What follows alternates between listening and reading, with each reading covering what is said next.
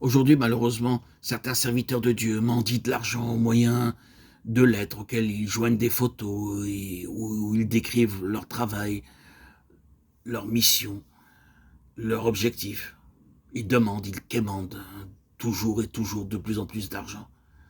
Ils ne se contentent pas de ce qu'ils ont et c'est la raison pour laquelle ils restent des mendiants, de pauvres gens, aussi bien habillés qu'ils soient. Ils n'échappent pas à la stérilité spirituelle.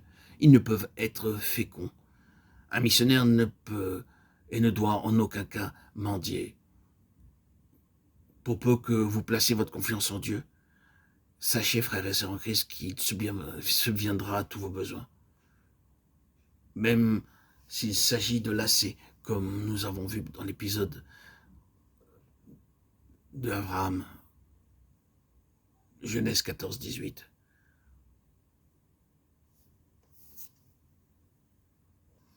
Le patriarche répondit: même si mes vêtements sont déchirés et mes chaussures usées, je n'accepterai ni fil ni lacet. Bien que je sois affamé, je ne toucherai à aucun de tes aliments. Il apparaît ainsi qu'Abraham refusait les biens, non parce qu'il était riche et n'en avait pas besoin, mais pour montrer qu'il dépendait exclusivement de Dieu pour tous ses besoins, ne fût-ce que pour un lacet. Genèse 14-18. Ceci se dégage du récit d'Abraham.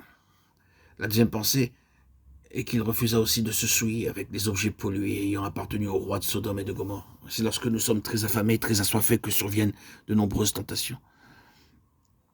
L'assurance que Dieu pourvoira tous nos besoins commence alors à faiblir.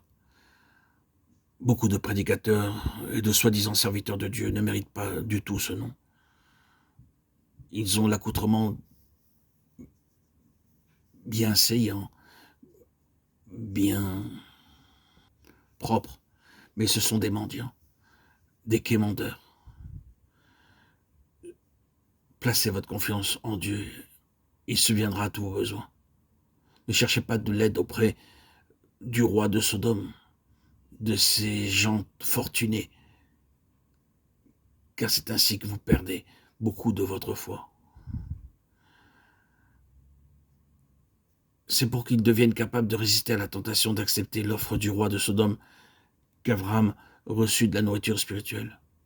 Ainsi, ayant été fortifié, il surmonta alors victorieusement l'épreuve lorsqu'elle survint.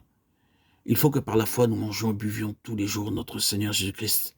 Dites-lui: Seigneur Jésus, tu es mon breuvage et mon pain, rassasie-moi, donne-moi la force intérieure et prépare-moi à résister aux tentations qui se trouveront probablement sur mon chemin aujourd'hui. Rends-moi fort, Seigneur, pour que je ne puisse pas être tenté par tous ces hommes puissants qui peuvent m'accorder de l'argent et qui amenuisent ainsi ma foi en toi. Préserve-moi de la souillure des biens de Sodome. Aide-moi à mettre ma confiance en toi et en toi seul. Aide-moi à compter sur toi seul pour tous mes besoins. Et croyez-le, le Seigneur honorera votre foi. Abraham donna à Melchisédek la dîme de tout ce qu'il possédait. Il agit ainsi pour montrer que c'est avec l'aide de Dieu qu'il avait mis l'ennemi en déroute. Il confessait en même temps que le même Dieu subviendrait à l'avenir à tous ses besoins. En donnant la dîme, nous témoignons que tout ce que nous avons est en lui. De plus, nous manifestons ainsi la confiance que nous avons dans la capacité de notre Seigneur à pourvoir à tous nos besoins, quels qu'ils soient. Et nous déclarons ainsi au Seigneur que nous ne nous tournerons vers aucun ami appartenant à ce monde, ni vers aucune personne de la parenté pour obtenir une aide quelconque. En ces jours où la nourriture fait défaut dans certains pays, la tentation est grande d'envoyer des émissaires aux États-Unis ou d'autres pays riches. On ne sollicite pas d'argent d'une manière ouverte, mais on décrit la situation qui règne dans les endroits où nous allons. Combien de personnes meurent de faim? Ensuite, lorsque l'argent arrive, 25% sont pour la femme et les enfants, 25% pour une autre cause. Et un faible pourcentage parvient à ceux qui meurent de faim. Quelle hypocrisie! Ainsi, de telles personnes, se disant missionnaires, trompent non seulement les autres, mais se leurrent elles-mêmes et perdent la foi en Dieu. Croyez-moi, frères et sœurs, si nous honorons Dieu comme le fit Abraham, de toute évidence, il nous honorera pleinement en retour et subviendra à tous nos besoins. Il nous faut pour cela ne pas craindre. La peur est un obstacle. La foi est un tremplin qui nous font, qui nous fait supporter et dépasser toute épreuve en les surmontant avec une grande aisance. Avec Christ, tout est facile, tout est aisé. La foi seule suffit. La foi au Fils de Dieu.